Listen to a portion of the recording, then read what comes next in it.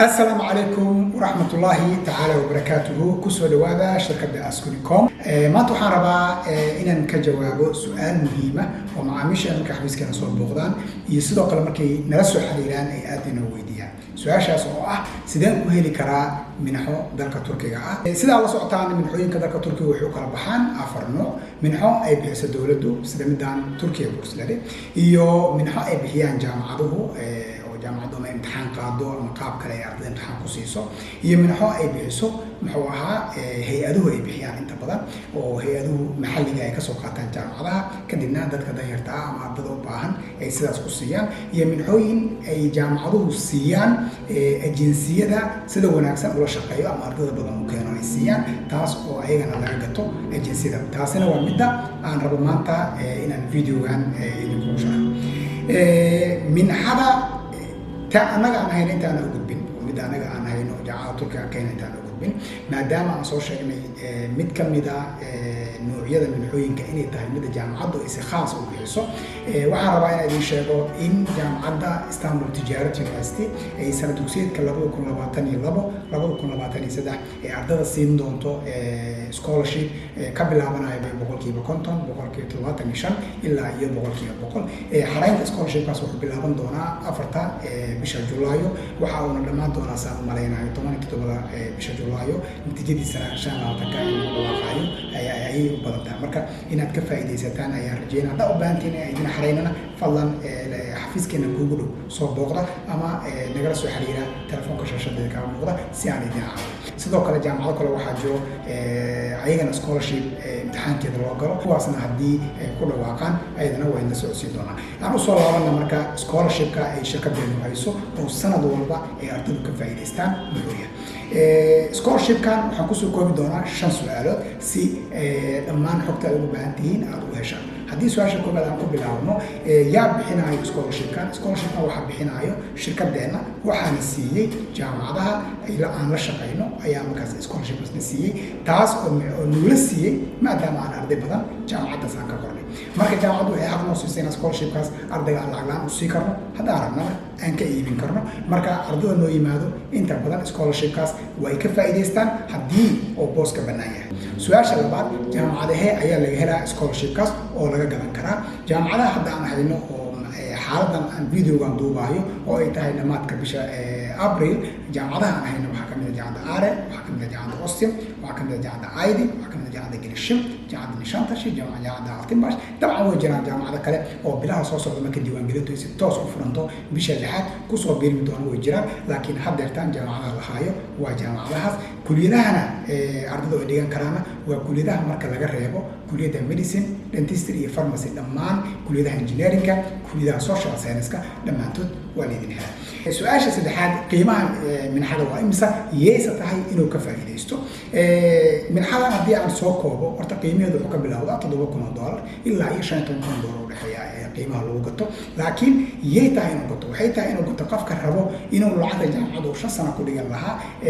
qayb ka mid ah oo sii horumariyo yani tusaale ahaan haddaan tusaalaha aan soo qaato mid ka mid ah jaamacadaha heshiiska aan kula jirno sanadkii waa $3,000 scholarshipkeeduna waa $7,000 5 sano haddii lagu dhufto 3,000 lacagta ay keenaysaa waa meeqo waa $15,000 ardayga hadduu 7,000 scholarship ku gato ama uu 6,500 scholarship ku gato almost ardayga 8,000 ilaa $8,500 oo faa'iido ah ayuu heli doonaa taasna dabcan waxay noqonaya in ardayga boqolkiiba 50 ilaa iyo boqolkiiba 55 oo saas qiimo dhibis ku helay maadaama uu lacagtii hore u baxshay maxaa shuruud ku xiran scholarshipkan waa su-aasha afraad shuruud waxaa ku xiran koow maadaama lacag fara badan aad bixinayso koow waa in maadada aad dalbanayso ay tahay maado aad si fiican uga fikirtid aniga maanta waxaan u baahanahay computer engineering beri maskaxdayda waa iska bedel waxaan u baahanahay medicine ma dhihi kartid waa scholarshipkan mar haddii aad galato dib معناها محوها على بدل كرام مادتي أما جامعة إني مادة كابل شوي قوات كاكرتا أساس أول وحى وناكسن مركو هرم مادة إن أنا صفة عن سكوا بيسو لبا وحى مهمة documentation كعوضته جامعة أدولة تجيزه أما كان هو حرينا حفيز كنا كان صدقته إنه documentation صحن وهذا عن واحد missing documentيا لو خبصن دون جامعة taasna waxay keeni kartaa in ardayga haduu scholarshipkiisa laga kansalo oo jaamacaddu ardayga scholarshipka kasasho tusaale ahaan wuxuu noqon karaa dokumentigaas wuxuu noqon karaa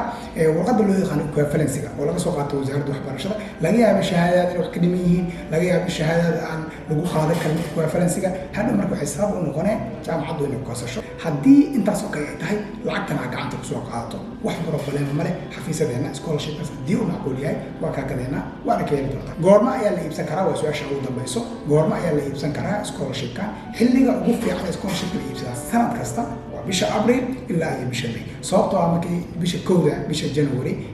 kowda bisha June igara noqda kowda bisha June waxaa bilowdo diiwaangelinta dhammaan jaamacadaha barefadka ee dalka Turkiga sidaas awgeed dadkii way soo badanayaan scholarshipkana qiimihiisa kor u kaca weliga scholarshipkaaga haddii aad gadanayso ha gaarsiinin bisha June ha gaarsiinin waa haddii June la gaaro tartankuna waa badanaa dalabkuna waa badanaa marka sidaas awgeed waxaa ugu fiican xilliga ugu fiican ee la gato waa bisha Abriil ilaa iyo bisha May sidoo kale dadka bisha Maarso gatay qiimaha Abriil iyo May loo gatay qiimo ka hooseeyo ayay ku heleen hadda jaamacad 7,000 ah waxa laga yaabaa inay 5,000 ilaa 5,500 ay ku gateen bisha Maarso marka mar walba oo xilliga uu sii socdo waa xilli waxaa kor u sii kacayo scholarshipka qiimihiisa haddaba su'aal kale oo dheeraad ah hadaan ku soo daro oo ah scholarshipkan muxuu ku fargareynaa scholarshipkan wuxuu ku fargareynaa oo kaliya 4 sano ardaygu jaamacadda u dhiganayo iyo 1 sano oo ardaygu uu luqadda Ingiriiska dhiganayo tusaale ahaan ardayga Ingiriis ku yimid Mareykan ku yimid Kenya ku yimid wadan Ingiriis looga hadlo ku yimid Ingiriis oo baahna markaas ardaygu wuxuu xaq u leeyahay 4 sano inuu jaamacadda lacag la'aan ku dhigto oo jaamacaddu wax lacag ma weydiinayso laakiin haddii ardaygu Ingiriis u baahan yahay ama maadada uu dhiganayo maadada Turkish u dalbado oo Turkish u baahan yahay scholarship ay ugu jirtaa oo ardayga waa u lacag la'aan boqolkiiba sidoo kale ardayga haddii uu dhaco oo cashara qaar lagu yeesho ee uu summer school qaadanayana ayagana scholarship kuma jiraan dhammaan shuruudahaas oo dhan iyo qaabka scholarship ku way karto iyo qaabka maxaa scholarship-kaaga jaamacaddu ay kaga kasali karto xafiisadeena haddii aad timaado ayagoo agreement ah ayaan hortiina soo dhigi doonaa si fiican idin kuu sharxi doonaa marka waxaan idin leeyahay nagu soo booqda haddii aad Ankara joogtaan xafiiskeena Ankara haddii aad Istanbul joogtaan xafiiskeena Istanbul haddii aad Kenya joogtaan xafiiskeena Kenya haddii aad joogtaan wadamada kale oo Afrika iyo sidoo kale dalkeenana dhammaan xafiisada aan ku leenahay gobolada ugu waaweyn dalkana waa nagu soo booqan kartiin waa mahadsantihiin intaasna waxaa ku eg videogii aan ku sharxayay scholarship-yada ama minxooyinka aan ka hayno jaamacadaha barefadka ee dalka Turkiga waxaan idinku sugaynaa dhammaan xafiisadeena waa inuu video kale waa mahadsantihiin